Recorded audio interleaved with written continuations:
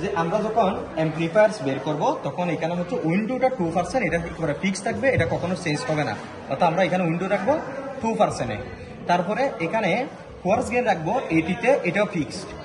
এবং আমাদের যে অপারেটিং ভোল্টেজ 1100, এটাও ফিক্স। শুধুমাত্র এখানে ফাইন গেইনটা একবার থাকবে 2, একবার হবে 2.4, একবার হবে 2.6, একবার হবে 2.8।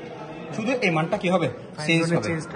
এই যে প্রথমে হচ্ছে যে এই 2, তারপরে 2.4, 2.6, তারপর 2.8, অর্থাৎ এই দাগ বরাবর, এই খাস কাটা দাগ বরাবর এভাবে করে শুধু কি হবে, মানগুলো চেঞ্জ হবে।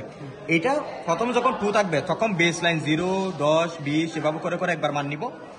যখন 2.4 আবার বেস লাইন চেঞ্জ করে করে মান নিব। যখন 2.6 আবার বেস লাইন চেঞ্জ করে করে মান নিব। জাস্ট কাজ এতটুকুই। আর যখন আমরা উইন্ডো করব তখনও ভোল্টেজ থাকবে 1100, এটা কোনো চেঞ্জ হবে না। ফাইন গেইন থাকবে 2, এটাও কোনো চেঞ্জ হবে না।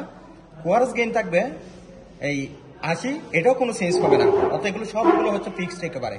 শুধুমাত্র এখানে উইন্ডোটা প্রথমে হবে 2%, তারপরে হবে 4%, তারপরে হবে 6%, তারপরে হবে 8%। অর্থাৎ উইন্ডো একবার আমাকে রাখতে হবে এই 2%-এ, তারপরে হচ্ছে 4%-এ, তারপরে হচ্ছে 6%-এ, তারপরে হচ্ছে 8%-এ।